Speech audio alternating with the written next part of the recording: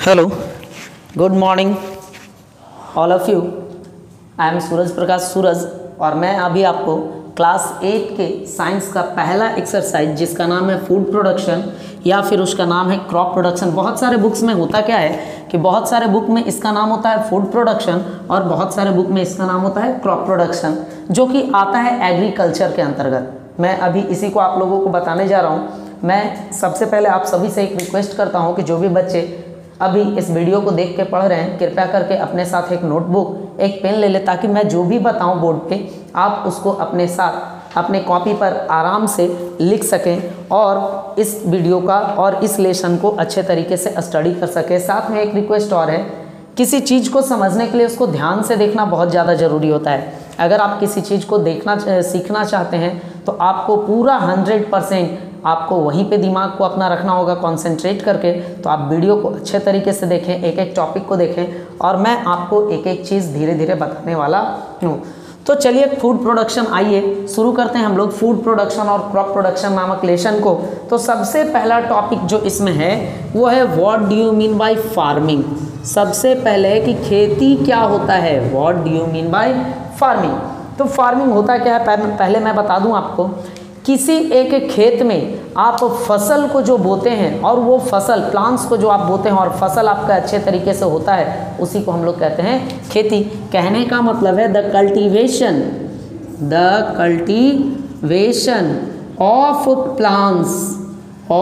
Plants in a farm on a large scale is called farming. अब यहाँ पे आप लोग देख सकते हैं, मैंने इस टॉपिक का डिफिनीशन लिख दिया है। पहला चीज़ मैंने फिर से मैं एक बार बता दे रहा हूँ, फार्मिंग को हिंदी में कहते हैं खेती, कृषि। खेती होता क्या है, तो पौधे को किसी एक खेत में, एक प्रकार के पौधे को किसी एक खेत में बहुत ज़्यादा मात्रा पे ऑन ए लार्ज स्केल। जैसे अगर कोई कहे कि अगर गमला में हम एक गेहूं का पौधा लगा ले तो वो खेती होगा? नहीं होगा। क्यों? क्योंकि पौधा जो गेहूं का था वो सिर्फ एक था, है ना। यहाँ खेत की बात हो रही कि अगर खेतों में एक प्रकार के पौधे को बहुत ज़्यादा मात्रा में एक ही खेत में बोया जाता है तो उसको कहा जाता है फार्मिंग। ठीक है, अगला टॉपिक जो इसी में है वो है आपका एग्रीकल्चर। एग्रीकल्चर क्या होता है, एग्रीकल्चर, आइए उसको भी देख लेते हैं। मैं आप लोगों को कोशिश करूंगा कि इस बुक में जितने भी आपके बुक में जितने भी एक एक छोटे छोटे टॉपिक हैं उन सभी टॉपिक को कवर करने का।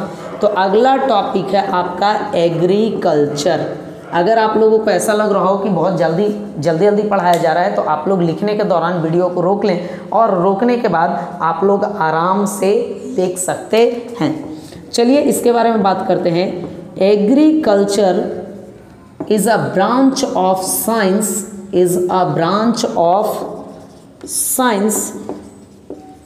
which deals with the cultivation of crops and rearing of animals on a large scale that is called agriculture। कृषि क्या होता है, तो कृषि जो है एक वैसी शाखा है विज्ञान की जिसमें हम लोग जानते हैं, एग्रीकल्चर एक ऐसा साइंस का ब्रांच है जिसमें हम लोग जानते हैं कि अगर एक ही प्रकार के पेड़ पौधों को बहुत ज़्यादा मात्रा पे उपजाया जाए, जीव जंतुओं को बहुत ज़्यादा मात्रा पे पाला जाए, तो वो सारे के सारे टर्म्स किसके अंतर्गत आते हैं, तो आते हैं एग्रीकल्चर के अंतर्गत। एग्रीकल्चर आप लोग जानते होंगे, बहुत सारे लोग जो होते हैं मुर्गी फार्म चलाते हैं, मछली का पालन करते हैं, मधुमक्खी का पालन करते हैं, सिल्क के कीड़ों को भी पालन करते हैं, है ना। तो ये सब रेशम के कीड़ों का भी पालन होता है। तो ये सारा का सारा एक्टिविटी किसके अंतर्गत आता है, तो एग्रीकल्चर के अंतर्गत आता है। और सबसे बड़ी बात, एग्रीकल्चर है ना, इन इंडिया एग्रीकल्चर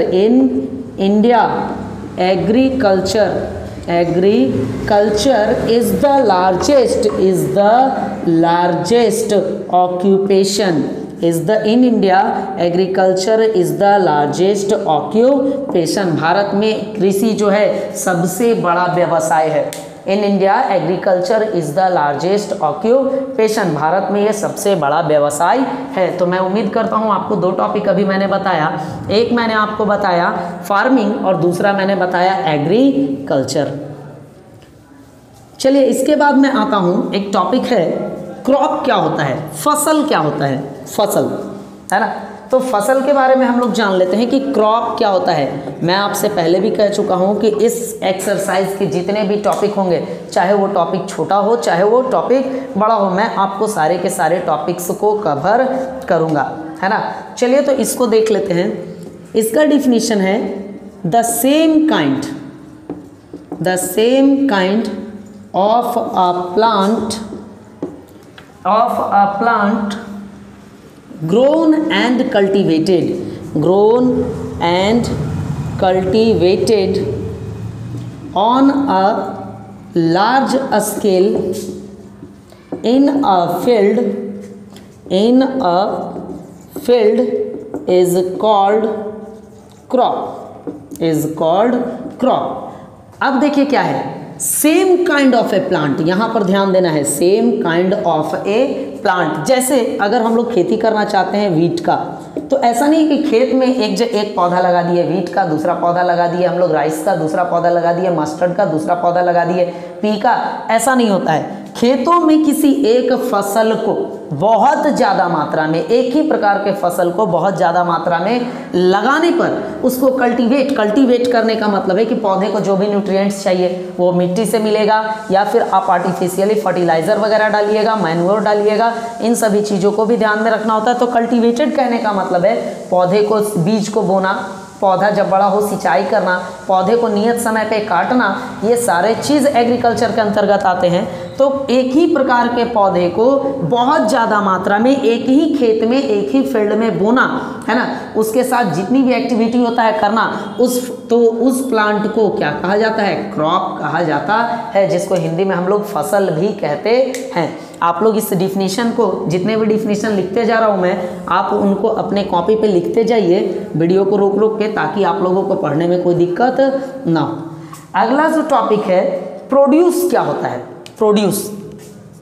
प्रोड्यूस क्या होता है, इसमें एक ये भी टॉपिक है ना, प्रोड्यूस क्या होता है। तो फसल जब हम बोते हैं तो फसल से कोई ना कोई चीज़ हमको मिलता है, ठीक है। जैसे अगर हम बहुत सारा मैंगो ट्री लगाएंगे तो मैंगो के सीज़न में हमको मैंगो मिलेगा, तो मैंगो जो वो प्रोड्यूस है, ठीक है। मैंगो खाने से हमको क्या मिलेगा, तो जो विटामिन्स, मिनरल्स, कार्बोहाइड्रेट, फैट्स जो भी मिलेगा वो भी एक प्रकार का प्रोड्यूस है। फॉर एग्जांपल अगर हम लोग क्रेल्स रोपते हैं, है ना, अनाज का पैदावार करते हैं, तो अनाज पैदा कहाँ से होता है, तो वीट के पौधे से, राइस के पौधे से, मस्टर्ड के पौधे से, इन सभी चीज़ों से अनाज पैदा होता है। तो वीट खाने से हमको क्या मिलता है, तो कार्बोहाइड्रेट मिलता है। तो यहाँ पे जो प्रोड्यूस होगा वो होगा कार्बोहाइड्रेट, ठीक है। तो ये सारी चीज़ों पे ध्यान देना है आप लोगों को कि प्रोडक्ट क्या है, ठीक है। तो प्रोडक्ट जो आपका है वो होता क्या है कि जो प्रोड्यूस जो होता है, जो प्रोडक्ट पौधे के बाद, है ना, हमको एक फसल से मिलता है, एक फसल से मिला हुआ प्रोडक्ट ही प्रोड्यूस कहलाता है। तो यहाँ पे मैं लिख भी दे रहा हूँ, the product which is obtained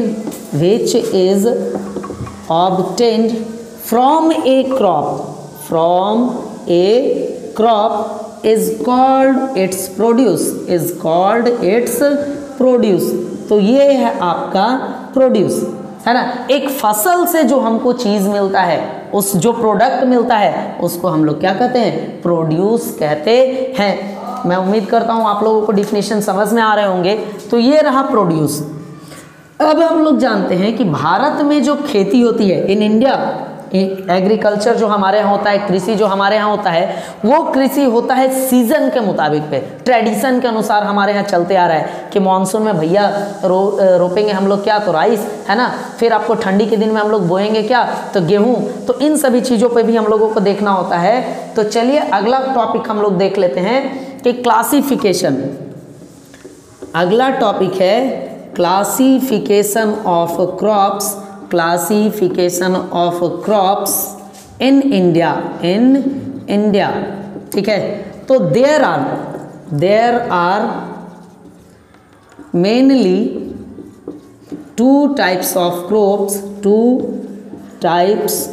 of crop seasons in India. First number पे जो है वह है आपका रबी क्रॉप, फर्स्ट नंबर पे है आपका रबी क्रॉप और सेकंड नंबर पे है आपका खरीफ क्रॉप। तो ये दो है। भारत में जो फसलों का निर्धारण किया गया है वो दो सीजन के अनुसार किया गया है। पहला जो है वो है रबी क्रॉप और दूसरा जो है वो है खरीफ क्रॉप्स। ठीक है, इसके बारे में हम लोग बात करेंगे। आपका जो होता है रबी क्रॉप्स, इसको विंटर क्रॉप भी कहा जाता है, बिकॉज ये ठंडे के दिनों में बोया जाता है तो इसको विंटर क्रॉप भी कहते हैं। और खरीफ क्रॉप को समर क्रॉप भी कहा जाता है क्योंकि उसको गर्मी के दिनों में बोया जाता है। तो आइए अब इन दोनों के बारे में अलग अलग हम लोग जाने। चल रहा है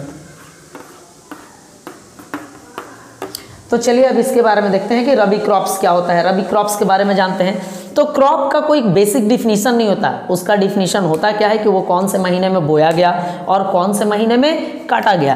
तो नंबर 1 पे जो आता है रबी क्रॉप्स, नंबर 1 में है रबी क्रॉप्स। तो those crops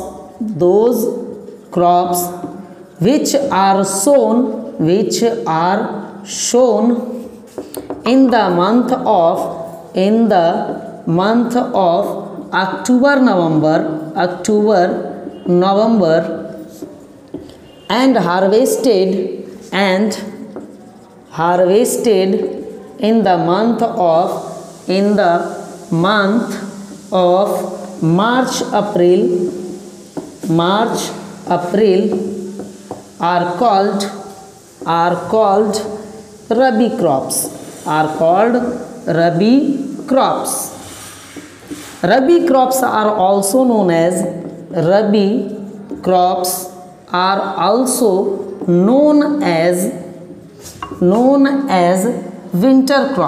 winter crops. For example, wheat, pulses, pea, है ना। इसके बाद है आपका वीट है, पी है। ये सारे चीज़ जो होते हैं आपके रोपे बोए जाते हैं कौन से महीने में, तो आपको बोए जाते हैं ये सब ठंडी के मौसम में। एक चीज़ और सबसे बड़ी बात जो है आपको ध्यान देने योग्य है यहाँ पर कि इस मौसम में होने वाले फसल को पानी की आवश्यकता बहुत कम होती है ना। इस मौसम में, ठंडे के मौसम में जो फसल होती है इसको पानी की आवश्यकता ज़्यादा होती नहीं है। ठीक है, जबकि खरीफ क्रॉप्स जो बोया जाता है तो उसको बहुत ज़्यादा पानी की आवश्यकता होती है और इसी के कारण खरीफ क्रॉप्स को मॉनसून सीजन में बोया जाता है। खैर पहले हम लोग इस पे बात कर ले रबी क्रॉप्स पे।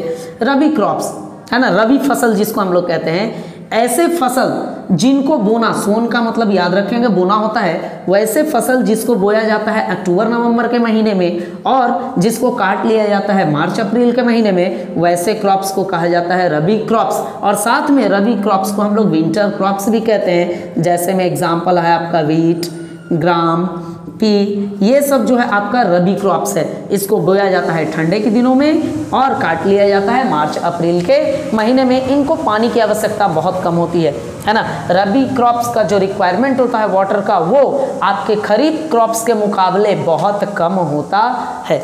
चलिए आगे बात करते हैं नंबर 2 पे खरीफ क्रॉप्स के बारे में। नंबर 2 पे मैं बात करता हूँ आप लोगों के लिए खरीफ क्रॉप्स के बारे में, तो आप लोग इसको देखते रहें। नंबर 2 है खरीफ क्रॉप्स। ठीक है, those crops which are shown in the month of June, July,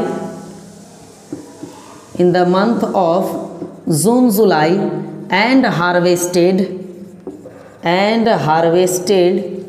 in the month of September, October are called kharif crops.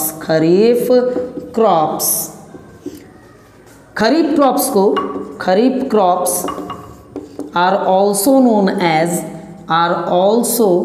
known as summer crops। जैसे एग्जाम्पल में आपका राइस, जूट, कॉटन, मेज etc।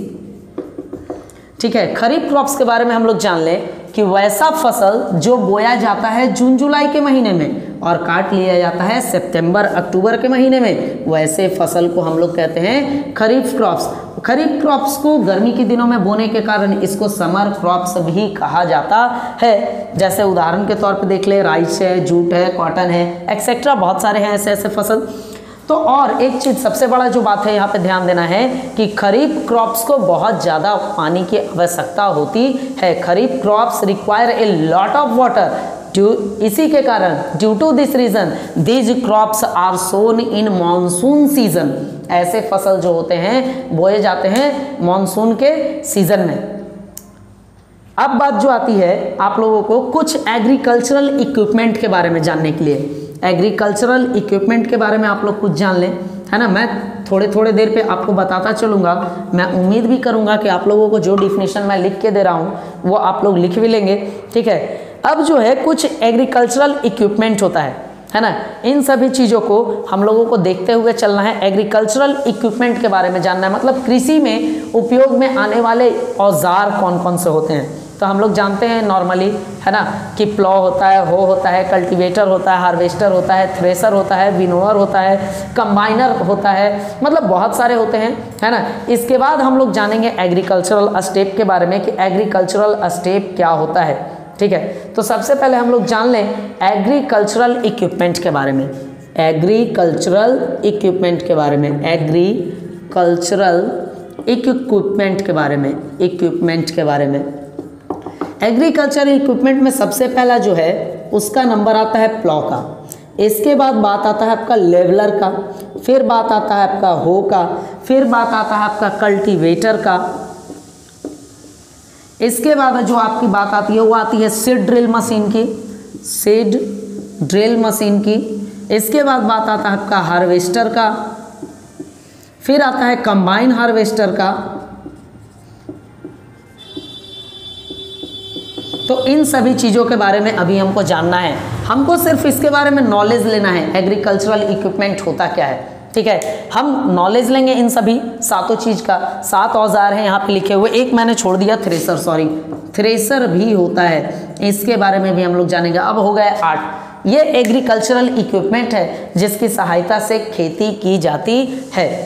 तो हम लोग जानते हैं कि ये होता क्या क्या है, किस तरीके से होता है ना। सबसे पहले नंबर 1 पे बात करें प्लॉ, ये क्या होता है। तो प्लॉ जो होता है एक प्रकार का नुकीला आयरन ब्लेड होता है। प्लॉ जो होता है एक प्रकार का नुकीला आयरन ब्लेड होता है जिसकी सहायता से खेतों में हम लोग मिट्टी को पलटने का काम करते हैं। मतलब खेत में मिट्टी जोतना, खेत जिसको जोतना कहते हैं, है ना, खेत को जोतना जिसको हम लोग कहते हैं, वो काम इस प्लॉ से किया जाता है। प्लॉ की सहायता से खेत में प्लॉ को ट्रैक्टर या फिर मैनुअली हम लोग बैल वगैरह का भी इस्तेमाल, एनिमल्स का भी इस्तेमाल करते हैं, लेकिन आज के मॉडर्न ज़माने में हम लोग मोस्टली ट्रैक्टर का ही इस्तेमाल करते हैं। ट्रैक्टर के ठीक इंजन के पीछे प्लॉ लगा हुआ होता है जिसमें पतला पतला बहुत सारा आयरन ब्लेड होता है और कर्व होता है और बहुत ज़्यादा नुकीला भी होता है। इसको मिट्टी पर खेतों पर दबा दिया जाता है और दबाने के बाद ट्रैक्टर की सहायता से उसको खींचा जाता है। जब ट्रैक्टर प्लॉ को खींचता है तब मिट्टी जो होता है, नीचे का मिट्टी ऊपर और ऊपर का मिट्टी नीचे, इस तरीके से बड़े बड़े चंक पीसेज में टूट जाते हैं।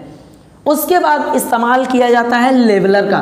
फिर ट्रैक्टर के पीछे एक बड़ा सा भारी सा लकड़ी का गुटका जैसा होता है, इस लेवलर को लगा दिया जाता है और ट्रैक्टर को खींचा जाता है। ये करता क्या है कि प्लॉ जिस मिट्टी को बड़े बड़े चंक पीसेज में तोड़ा था उसको ये छोटे छोटे पीसेज में तोड़ने का काम करता है लेवलर, और धीरे से उसको दबा देता है ताकि जब हवा तेज आए तो मिट्टी बहे नहीं। इसके बाद जो है आपका शुरू होता है बीज बोने का काम। अगर आपने प्लॉइंग कर लिया, लेवलिंग कर लिया, तो थोड़ा सा सिंचाई अगर आपको देखना पड़ता है। इसमें रूल ये है कि आपको देखना होगा कि मिट्टी में नमी है या नहीं है। अगर नमी नहीं है तो आपको थोड़ा सा इरिगेट करना होगा, मतलब इरिगेशन, पानी से सिंचाई करना होगा ताकि मिट्टी सब बैठ जाए अच्छे तरीके से। उसके बाद लेना पड़ता है सीड ड्रिल मशीन की सहायता बीजों को बोने के लिए। लेकिन आज भी बहुत सारे जगहों पे लोग मैनुअली बीज बोते हैं, इन हैंड, बाई हैंड, है ना, हाथों की सहायता से बहुत सारी जगहों पे आपका बीज बो दिया जाता है। और बहुत सारे जगहों पे सीड ड्रिल मशीन का भी इस्तेमाल किया जाता है। सीड ड्रिल मशीन है क्या? तो एक फनल शेप बॉक्स होता है, उसमें बीजों को डाल दिया जाता है, अंदर में एक मोटर से वो कनेक्टेड होता है, मोटर चलता है और थोड़ा थोड़ा सा बीज एक निश्चित गहराई में जा के ये सीड ड्रिल मशीन बीजों को बोने का काम करता है। तो ये बात रहा सीड ड्रिल मशीन का। बाकी जो आपका हो कल्टीवेटर, हार्वेस्टर, कंबाइनर और थ्रेशर है, इन सभी चीज़ों को मैं बताऊंगा एग्रीकल्चरल स्टेप में। तो हम लोग लिखना कुछ शुरू कर लें। प्लॉ क्या होता है, लेवलर क्या होता है, हॉ क्या होता है, इन सभी चीज़ों को लिख लें। तो आइए कॉपी आप लोग अपना नोटबुक निकाल कर तैयार हो जाइए और इन सभी चीज़ों को लिखना शुरू कीजिए। छोटे से छोटे टॉपिक को पढ़ना है साइंस को समझने के लिए। नहीं चल रहा है, चलिए। अब सबसे पहला जो आया, ये आया प्लॉ। प्लॉ क्या होता है, ठीक है, तो इसके बारे में आपको लोग को जानना होगा। तो लिखा जाता है कि plough is made of would और आयरन, वुड और आयरन, वुड और आयरन। सामान्य तौर पे प्लॉ जो होता है बनाया जाता था, पहले के ज़माने में मोस्टली प्लॉ होता था वुड का और उसके ऊपर एक आयरन ब्लेड लगाया हुआ रहता था। लेकिन आज मॉडर्न ज़माने में सिर्फ और सिर्फ जो प्लॉ होता है आता है किस चीज़ का बना हुआ, तो आता है आयरन ब्लेड का बना हुआ, ठीक है। पहले के समय में प्लॉ जो होता था उसको खींचते थे जानवर लोग, लेकिन आज जो मॉडर्न ज़माना चल रहा है इसमें प्लॉइंग जो प्रोसेस है वो होता है ट्रैक्टर्स के द्वारा।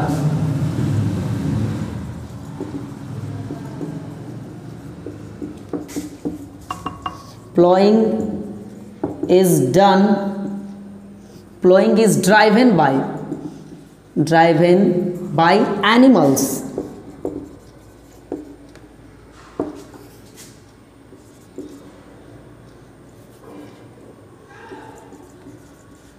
Modern days.